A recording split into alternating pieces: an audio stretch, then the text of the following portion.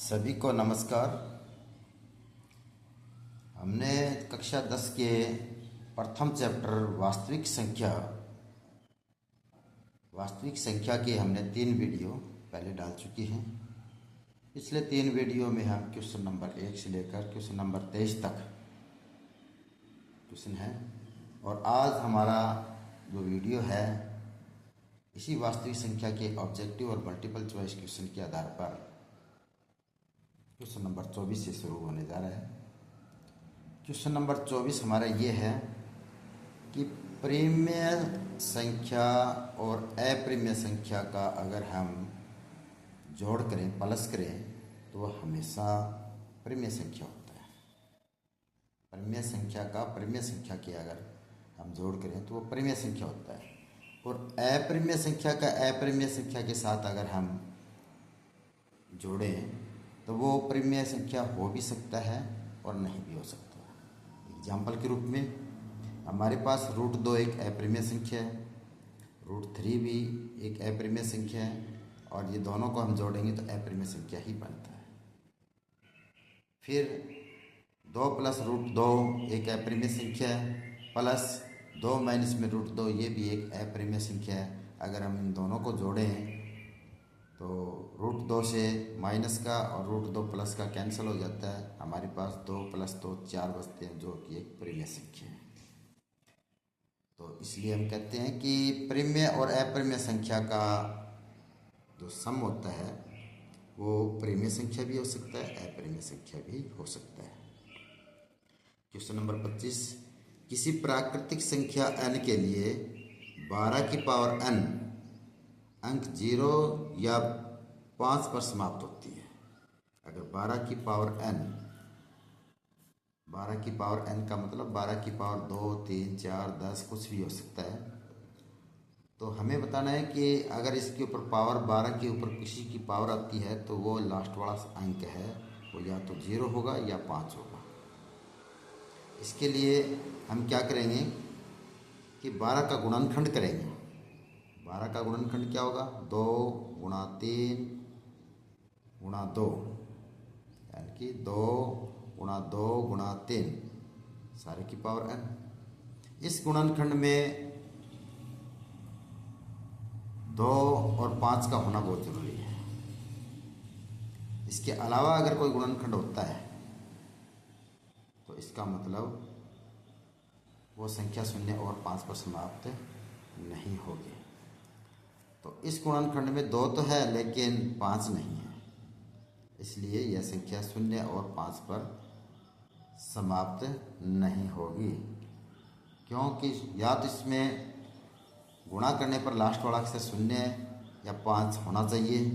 0 और 5 होगा तभी हमारी संख्या का जो लास्ट वाला अंक होगा वो 0 या 5 होगा।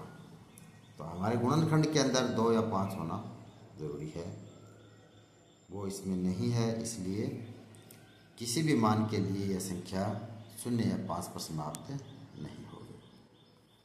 क्वेश्चन नंबर 26, अभाज्य संख्या के गुणनखंडों की कुल संख्या होती है। अभाज्य संख्या वो होती है जो अपने आप और 1 से भाग हो, यानी कि जिसके 2 ही गुणनखंड हो, अपने आप और 1। तो अभाज्य संख्या के गुणनखंडों की कुल संख्या 2 होती है, अपने आप और 1। नेक्स्ट क्वेश्चन नंबर 27, यूक्लिड विभाजन प्रमेय का, यूक्लिड ने विभाजन की प्रमेय का थ्योरम दी थी, सूत्र दिया था। वो क्या था कि 2 घनात्मक पूर्णांक a और b दिए होने पर, अगर अपने पास 2 घनात्मक पूर्णांक a और b हो है तो ऐसी अद्वितीय पूर्णांक q और r प्राप्त होता है। भी अगर अपने को 2 घनात्मक पूर्णांक दे रखे हैं a और b, तो उन दोनों से अद्वितीय पूर्णांक यानी कि ऐसा पूर्णांक निकलता है q और r। और वो कैसे निकलेगा कि a = bq + में r, a = bq + में r। जब हम a को b से डिवाइड करते हैं तो भागफल q आएगा, शेषफल r आएगा। तो q और r क्या, q तो इसका भागफल है, r क्या इसका शेषफल है। तो भाज्य हमारा a है और भाजक हमारा b है।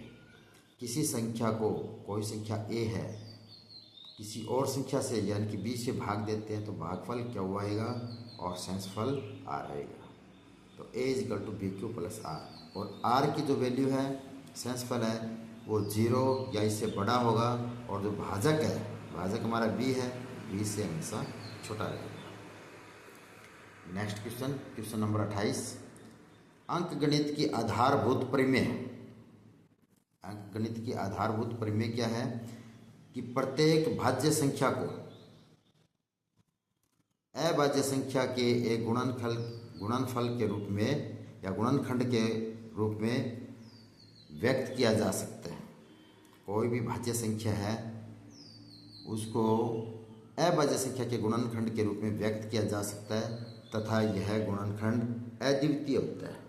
यानी कि भाज्य संख्या को अभाज्य संख्या के गुणनखंड में अगर हम व्यक्त करेंगे तो वह गुणनखंड केवल और केवल एक ही होगा, और जिसको हम अद्वितीय कहते हैं। अद्वितीय गुणनखंड होगा। इसी भाज्य संख्या को अभाज्य संख्या के गुणनखंड के रूप में व्यक्त करेंगे तो वह गुणनखंड केवल और केवल एक ही होगा, अर्थात गुणनखंड अद्वितीय होता है। अद्वितीय का मतलब एक के अलावा कोई और दूसरा गुणनखंड उसका नहीं होगा। Next question, question number 29। Euclid विभाजन प्रमेय का जो हमने क्वेश्चन नंबर 27 में पढ़ा था, उसी क्वेश्चन को एक एग्जाम्पल के साथ में प्रस्तुत कर रहे हैं कि यूक्लिड विभाजन प्रमेय का a equal to b q plus r का प्रयोग करते हुए हमें निकालना है कि 10 व 3 के लिए, 10 और 3 के लिए करने पर r का मान क्या होगा।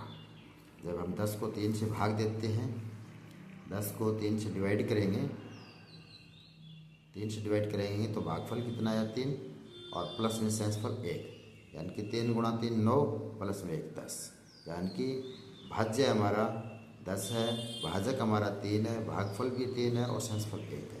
तो हमारा शेषफल कितना आया 1। तो r क्या है हमारा शेषफल, तो r की वैल्यू कितनी आई 1। ये 4 वीडियो हमने वास्तविक संख्या के ऑब्जेक्टिव और मल्टीपल चॉइस के आधार पर बनाई गई है। अगला वीडियो के अंदर हम वास्तविक संख्या इस चैप्टर की एक्सरसाइज को शुरू करेंगे। उम्मीद है कि आप इस वीडियो को ज़रूर देखेंगे, लाइक करेंगे, सब्सक्राइब करेंगे। धन्यवाद।